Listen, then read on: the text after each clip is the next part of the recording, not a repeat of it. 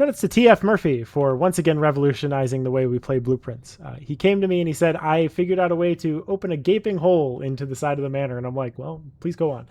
So he figured out he was trying to maintain outdoors running speed indoors. It turns out it still doesn't work, but he was basically trying to run back and forth between the entrance hall and the grounds. And he figured out sometimes he would be in the grounds while in the entrance hall and vice versa. It turns out that the trigger between these two overlap. I Am Greaser calls it inverse hysteresis. I would just call it overlapping triggers, but essentially you can hit the trigger for the one without hitting the leaving trigger for the other. It's like you can be in both at once, and so it never properly checks it. At least that's my understanding. So what does that look like from the grounds into the entrance hall? The trigger is like right over here. You can sort of tap, tap, tap, tap, tap, and you will hit the entrance hall. That makes sense. But if I do this correctly, the grounds trigger that would switch me back to grounds if I went the other way is still past here. So it's actually not going to check whether I'm going to enter the grounds here. And so I'm still going to be in the entrance hall. It's very precise, but it's a lot easier on the entrance hall side than it is on the ground side. But it turns out that you can have entrance hall while being in the grounds and grounds while you're in the entrance hall. Now this doesn't really do a whole lot to my understanding. I'm looking forward to someone breaking this somehow, but to my understanding, anytime that you switch zones over to like West Path or whatever, this thing gets cleared up and nothing really happens. The other thing is if you're in the entrance hall and you tap, tap, tap, tap, tap into the grounds, and this one's a little bit more precise. There we go. What happens when you draft while you're in the grounds is that it interprets your position as being down here. So you can see my preview is putting it into the lower right corner. So the consequences of this is that if you draft the hallway, no, it's not. It's over here. So that means we have pretty much the easiest way to get out of bounds possible. Now, I haven't fully routed out the consequences of this for, say, throne room percent glitched or anything like that. And I'm sure that's going to save a lot of time there. But the most immediate and pressing one was that any percent is now a walk in the park. Almost literally like 20 seconds of walking in a park. Let me show you. I'm so excited. So once you pull this off, and again, very easy to pull off. You lose a bunch of steps, but you can take as many days as you want to do this.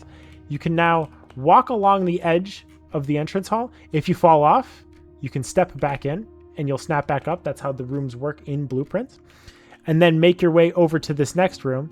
And then if you step back out, as long as you're not in the grounds, this won't crash the game, by the way, but if you do draft west and east, it'll crash the game because it's trying to put rooms in places that don't exist.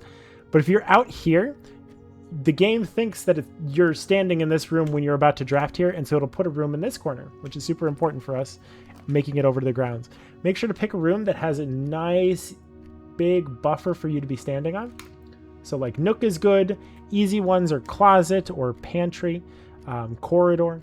Essentially anything that's going to have a big gap, and then you're going to aim for about the end of that fence over there, and you're going to walk forward and flash open the blueprint menu a couple times. The less, the faster, but I'm looking to show you the easy way to do this.